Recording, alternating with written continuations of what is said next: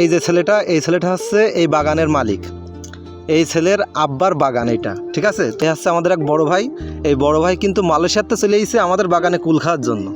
আরও তার সাথে আরও অনেক লোকজন আছে, তো তাদের কাছে পরে যাচ্ছি। আগে আমি আমার এই ছোটো ভাইয়ের কাছে আগে যাই। ভাইয়া কেমন আছো তুমি? ভালো। তাই তোমাদের কুল বাগানে কুল কেমন হয়েছে? আলহামদুলিল্লাহ অনেক ভালো হয়েছে। অনেক ভালো হয়েছে। জি ও, বিক্রি করেছাও? জি। ও আচ্ছা, ঠিক আছে। বড় ভাই কিন্তু মালয়েশিয়াতে চলে এসেছে কুল খাওয়ার জন্য। ভাই আসসালামু আলাইকুম। ওয়ালাইকুম আসসালাম রাহমাতুল্লাহি ওয়া বারাকাতুহু। ভাই কেমন আছেন আপনি? আলহামদুলিল্লাহ ভাই, ভালো আছেন? আলহামদুলিল্লাহ। ভাই আপনি যে মালয়েশিয়াতে আইছেন আমাদের বাগানে কুল খাওয়ার জন্য, মালয়েশিয়ায় কি ভাই এই কুল পাওয়া যায় না? না ভাই, এই ধরনের কুল পাওয়া যায় না। এটা তো আমাদের দেশীয় কুল।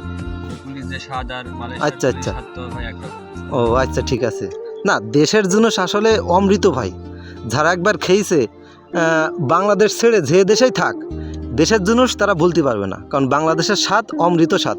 তো ভাই আজকে তো ভোটের দিন, আপনি ভোট দিয়েছেন? জি ভাই, এই তো ভোট দিয়ে আসলাম। ভোট দিয়ে বাগানে আসলেন কুল খাওয়ার জন্য? হ্যাঁ, এটা আমার ছোট কাকার বাগান। ও আচ্ছা, আচ্ছা, ভোট ঠিক দিয়ে আছে। আমি মূলত থাকি গদখালিতে। আচ্ছা, গদখালি থেকে ভোট দিয়ে এসে তাই কাকার বাগানে আসলাম। আসলে এটা আছে মানে কি বলা যায়, অথেন্টিক অর্গানিক একটা হুম হুম আমাদের দেশীয় কুল, একেবারে সতেজ।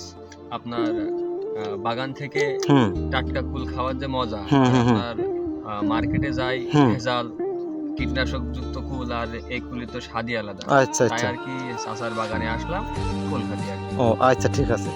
তো ভাই ধন্যবাদ আপনাকে, অসংখ্য ধন্যবাদ কিছু কথা বলার জন্য। ভাই আপনাদের অনুভূতি কেমন টাটকা গাছের তো কুল খেয়ে? খুব আলহামদুলিল্লাহ, খুব শান্তি পাইছি। এরকম কুল সহজে পাওয়া যায় না ভাই। ও, তো যাক, খুশি তো আপনারা সবাই? খুব খুশি ভাই। আর এই যে বাগানে আইছেন, বড় ভাইয়ের কিন্তু কাকা হয়, কাকার বাগান, আর এটা কিন্তু সেই কাকার ছেলে। তা অনুমতি নিছেন তো, কুল খাইছেন তো? অবশ্যই অবশ্যই, আমাদের হ্যাঁ। ভাই অনুমতি না দিলে কি আমরা আসতে পারছি? হ্যাঁ, অনুমতি বাদে কিন্তু ভাই কোনো কুল খাওয়া যাবে না, অনুমতি কিন্তু অবশ্যই নেওয়া লাগবে। ঠিক আছে ভাই, তো সবাই ভালো থাকেন, সুস্থ থাকেন, আল্লাহ হাফেজ।